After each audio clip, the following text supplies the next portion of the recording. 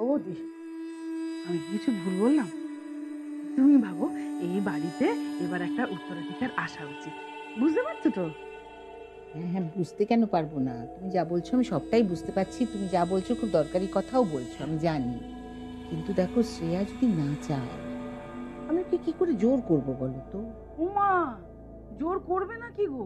তুমি হলে গিয়ে শাশুড়ি, ওরা ছেলে, ছেলের বউ, তুমি তো জোর করতেই পারো। এইরকম আজকালকার দিনে আর হয় না, ধুর। আর তাছাড়া এটা তো ওদের একদম ব্যক্তিগত ব্যাপার, তাই না? ওরা যদি নিজেরা না ঠিক করে তাহলে আমি ওদের ঠিক করা না করার উপর কি নির্ভর করছে? তোমার ইচ্ছা নিচ্ছার কোনো দাম নেই, আমাকে বলো তো। আরে তুমি জানো না, আমি এটা নিয়ে বহুবার কথা বলেছি। বলেছো? হ্যাঁ, তো কে শোনে কার কথা? বৌদি, এই বলছিলাম কি যে শ্রেয়ার কি কোনো সমস্যা টমস্যা আছে নাকি বলো তো?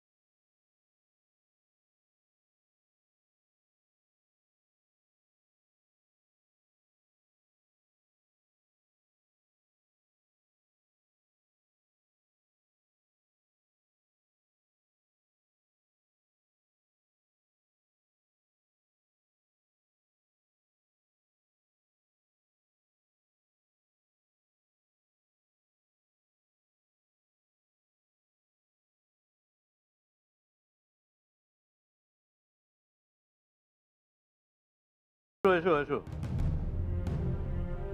ইনি হচ্ছেন শুভ্র। শুভ্র চৌধুরী আমার বিশিষ্ট বন্ধু। আজ থেকে উনি কোম্পানিতে জয়েন করবেন। উনি একটা নতুন ইউনিট চালু করতে চাইছেন আপনাদের সহযোগিতায়, যেখানে তৈরি হবে বাংলার গর্ব মসলিন। যে মসলিন একদিন বাংলাকে জগৎ বিখ্যাত করেছিল, সেই মসলিন তৈরি হবে আগামী দিনে ওই নতুন ইউনিটে। এ ব্যাপারে আপনাদের পূর্ণ সহযোগিতা চাই, এটাই আমার একমাত্র বিনীত অনুরোধ। এই নতুন লোকটা কে? পাত্তা লাগাতে হচ্ছে। আরে তুমি এসে গেছো? এসো এসো এসো, ওর সঙ্গে আলাপ করিয়ে দিই। এ হচ্ছে আমার জামাই, রূপসার হাজবেন্ড। হচ্ছে শুভ্র চৌধুরী, শ্রেয়ার বাবা। এই থাক থাক থাক, কি কি করছো, কি করছো? অফিসে এসব কি শুরু করলে বলো তো? মেয়েকে সামলাতে না সামলাতেই বাবা এসে জুটল। ভগবান, তুমি কি আমাকে একটু শান্তিতে থাকতে দেবে না? সোজা রাস্তায় যে চলবো তার কোনো উপায় নেই, সব সময় বাধা দিয়ে যাচ্ছ। যান, এবার আপনারা নিজেদের কাজে যান। যান। এই যে নীল, শুভ্র এখন থেকে রূপমের চেম্বারে বলবে। হ্যাঁ, আর শুভ্র যা যা দরকার তুমি ওকে ঠিক ঠিক মতো সেই মতো দিয়ে যাবে। আর যত তুমি শুভ্রর কাছে থাকবে তত তোমার লার্নিং এক্সপিরিয়েন্সটা বেড়ে যাবে। তুমি চেষ্টা করবে শুভ্রর কাছ থেকে অনেক কিছু আদায় করার। আমি অবশ্যই চেষ্টা করবো। হ্যাঁ। তুমি কি শুরু করলে বলো তো? আমি কি হেডমাস্টার নাকি? আমার যা কিছু শেখা সবই প্র্যাকটিক্যাল এক্সপিরিয়েন্স থেকে। এরা অল্প বয়সী ছেলে, এরা ঠিক শিখে নেবে। হ্যাঁ, তুমি ঘাবড়িও না, কোনো কঠিন ব্যাপার না। সব আস্তে আস্তে শিখে যাবে, হয়ে যাবে সব। কি ব্যাপার রুদ্রবাবু? শুভ্রবাবুকে আপনার কোম্পানির আরেকজন পার্টনার হিসেবে আমার সঙ্গে আলাপ করিয়ে দেবেন না?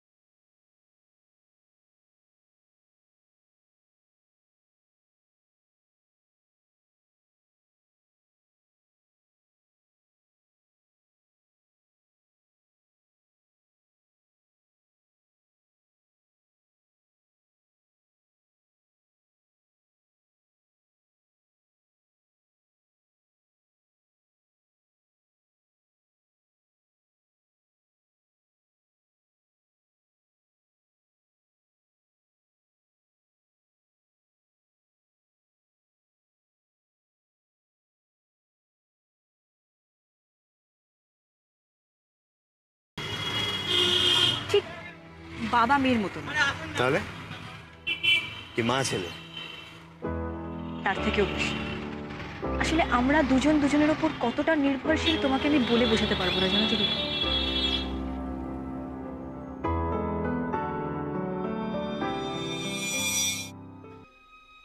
রুদ্রবাবু, আপনি শুভ্রবাবুকে আমার 40% শেয়ারের কথা বলেছেন?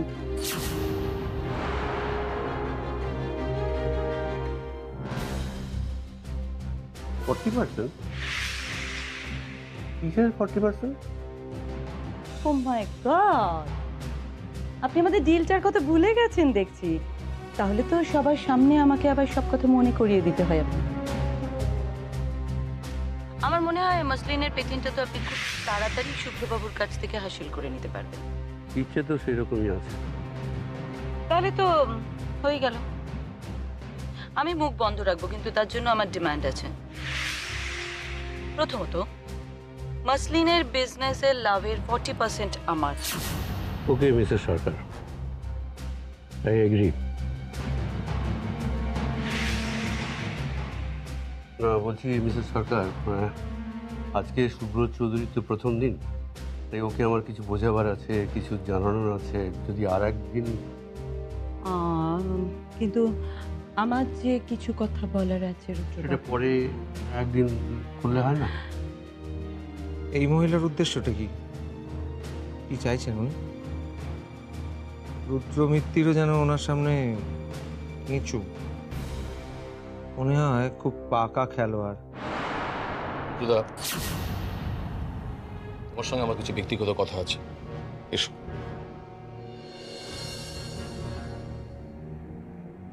হ্যাঁ,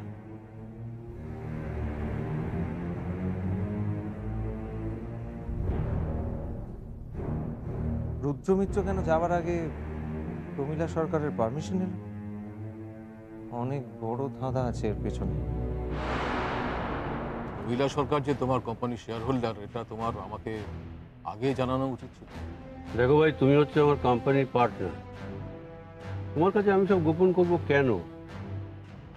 আজকে সবে জয়েন করেছো, আর তাছাড়া কি জানো, অনেকটা বাধ্য হয়ে আমি ওকে শেয়ার হোল্ডার করেছি। ওর স্বামী হচ্ছে টেক্সটাইল ইঞ্জিনিয়ার। সুতরাং এইসব মানুষের সম্পর্কে তো আমাদের একটু আধটু সম্পর্ক রাখতেই হয় ব্যবসা করতে গেলে, তাই না? বুঝলাম তো সবই, কিন্তু উনি যে কি ডেঞ্জারাস মহিলা তুমি সেটা কল্পনা করতে পারবে না। ভদ্রমহিলা যে কোনো পরিবার, কেমনকি তোমার পরিবারকেও যে কোনো মুহূর্তে একেবারে ভেঙে টুকরো টুকরো করে দিতে পারেন। তোমার এত বড় ব্যবসা উনি যে কোনো মুহূর্তে একেবারে নষ্ট করে দিতে পারেন। তবুও আমাদের সাবধান হতে।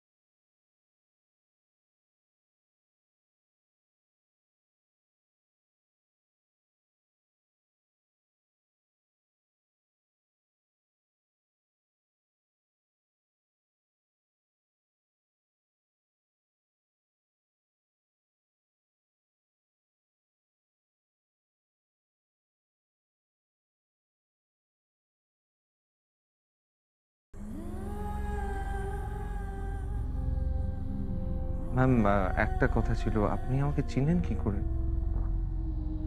জহুরি কোনোদিন হিরে চিনতে ভুল করে না। তাছাড়া আমরা যখন একই গাড়ির যাত্রী, তখন আমাদের একজনের তো আরেকজনকে প্রয়োজন হবে। প্রয়োজনটা ঠিক কি, যদি একটু সংক্ষেপে বলেন। এই জায়গায় ঠিক ওভাবে এই কথাগুলো বলা যাবে না। আমি আমার নাম্বার দিয়ে যাব। আমাদের যখন একবার দেখা হয়েছে, পরস্পরের দরকার পড়বেই, এটা আমি। ও মাই গড, দেখেছেন আমি যে কাজে এসেছি সেটাই করতে ভুলে গেছি। কনগ্রাচুলেশন। থ্যাংক ইউ, কিন্তু এসবের কি দরকার ছিল? আমার দরকার ছিল নাকি? আপনার মতো একজন সিনিয়র, একজন এফিশিয়েন্ট মানুষ পাওয়াই যায় না। আর একবার যখন পাওয়া গেছে তখন তো এর থেকে ভালো আর কিছু নেই। দেখলেন তো, বেঁচে বেঁচে ঠিক লোককেই এনেছি। That's true. By the way, আজকে ক্লাবে মিটিং এর কথাটা নিশ্চয়ই ভুলে যাননি। আজকে আমার একটুখানি ইয়ে বাবু, আমি কোনো এক্সকিউজ, কোনো কারণ শুনতে চাই না। আমার মনে হয় আজকে আপনি ঠিক সময় করতে পারবেন, তাই না? আচ্ছা ঠিক আছে, আসবো। ওকে দেন, বাই বাই। আসি।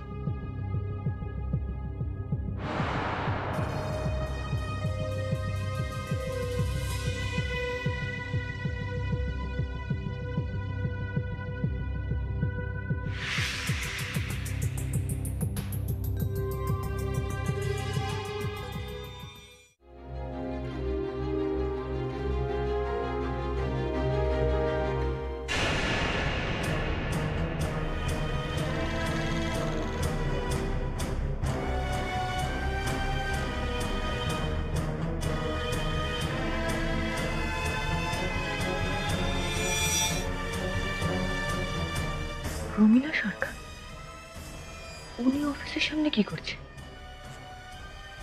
অফিসে আসেনি তো? শ্রেয়া চলো চলো।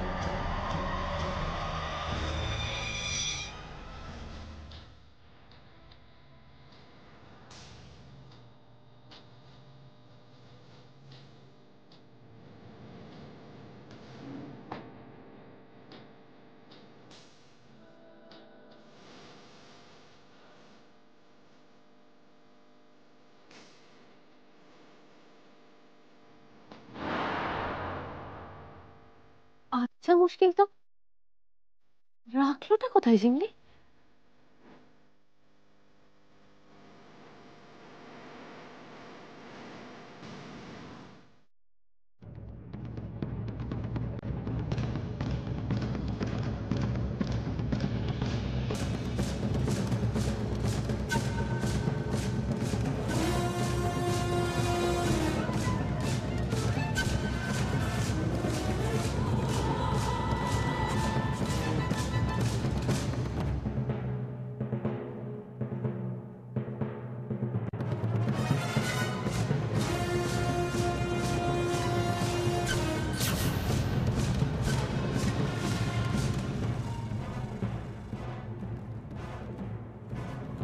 এবার ঝিমলি রানী, কি হবে তোমার?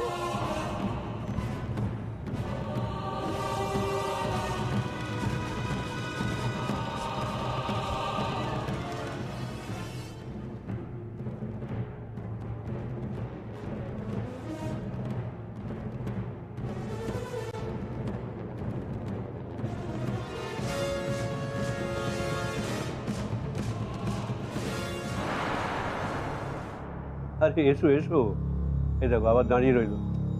এসো, এটা আমার চেম্বার। বসো বসো বসো।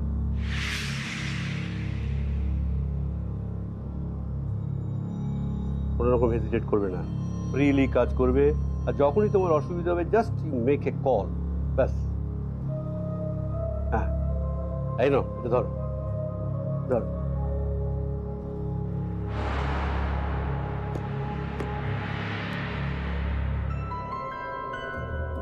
এত টাকা মানে দিয়ে কি হবে? আরে লেবাররা, তারা কি ফ্রিতে সার্ভিস দেবে নাকি? তাদের পেমেন্ট করতে হবে না? তো রাখো রাখো রাখো। টাকাগুলো তুমি বরং গুনে নাও, মানে কত দিচ্ছ না দিচ্ছ এটা হিসেব রাখতে হবে তো। আচ্ছা শুভ্র, নিজেদের মধ্যে এত ফর্মালিটিসের কোনো দরকার আছে? সত্যি তুমি সেই আগের মতোই রয়ে গেলে। কিছু দরকার নেই ওসব।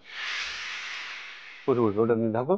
আর আমি এক কাজ করছি, একটু অফিসটা টহল দিয়ে আসি। হ্যাঁ আচ্ছা, ও নীল, তুমি বরং টাকাগুলো গুনে দেখে রাখো, বুঝলে? আমি একটু প্রোডাকশন ইউনিটটা ঘুরে দেখে আসি। না মানে এতগুলো টাকা আমি তুমি শুনলে তো, নিজেদের মধ্যে পারস্পরিক বিশ্বাস থাকা খুব জরুরি। তুই দুটো বলে দাও না, বুঝলো? দেখে নাও, আমি একটু পাশটা ঘুরে আসছি। ওকে?